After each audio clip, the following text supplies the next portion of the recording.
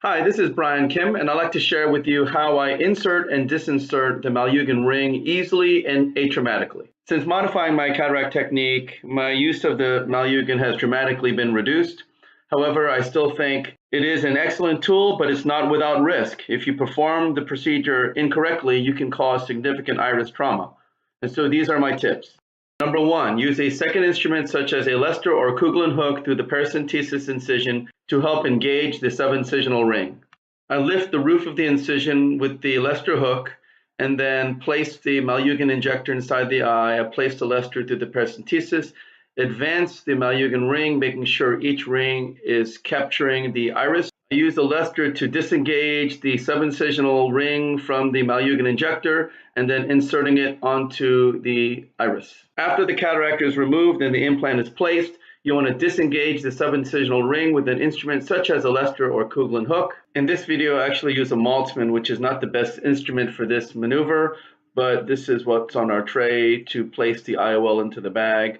But nonetheless, I think that if you use the Lester or Kuglen, you'd be using the same instrument and it would be all a one-step procedure. So I'm dialing in the trailing haptic and then using this instrument to push the subincisional ring so that it disengages from the iris. As you do this, you want to make sure that subincisional ring is completely free of the pupillary margin.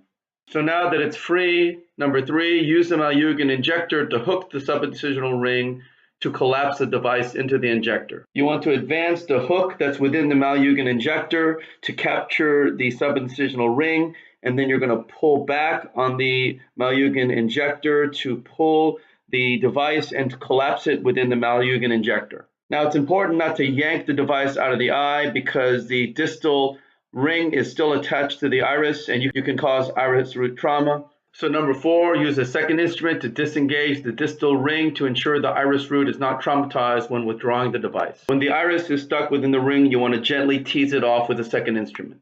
So here are some more examples. You place the device within the eye. I have the Lester through a paracentesis. I advance the Malyugin ring.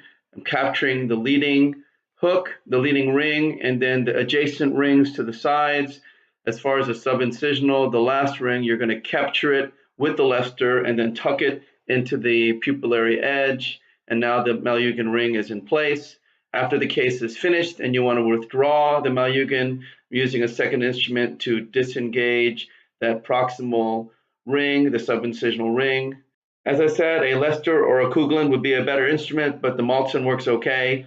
I go ahead and use a Malyugin injector hook to capture the subincisional ring, and as I withdraw it, it collapses the entire device. I use the Maltzman to disengage the iris from the distal ring. Here's another example. The Malyugin ring is being placed. I'm using the second instrument to lift the roof of the corneal incision, place this Lester through the paracentesis. I'm advancing the Malyugin ring with the injector. It's capturing the iris at the distal most side and then the adjacent two rings, and then using the Lester to capture the subincisional ring and engaging it on the pupillary edge. When it's time to remove the ring itself, I'm using a second instrument to tease the subincisional ring off of the pupillary edge, and then I'm going to use a Malyugin injector to use the hook within the Malyugin injector to grasp the ring as the device collapses. I'm going to go ahead and withdraw the device. In this case, the iris was not incarcerated within the device. So this is the final example. I'm placing the Malyugin injector through the main incision. I'm using a second instrument to help lift the roof, placing the Lester through the paracentesis. I'm advancing the Malyugin ring, hooking the pupil distally and the adjacent rings as well. Now, as I advance the device, I'm going to go ahead and hook the subincisional ring with the Lester to help engage the pupillary edge with the ring.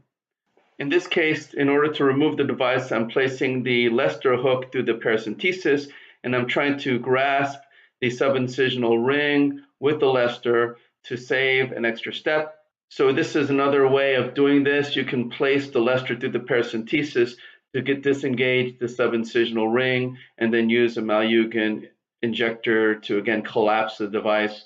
I'm using the Lester to tease the distal portion of the iris that's incarcerated within the device itself. You can see in some cases it can be quite stubborn. So this is my technique on how I engage and disengage the Malyugin ring on the pupil for pupil expansion. I hope this was helpful to you, and thank you for your attention.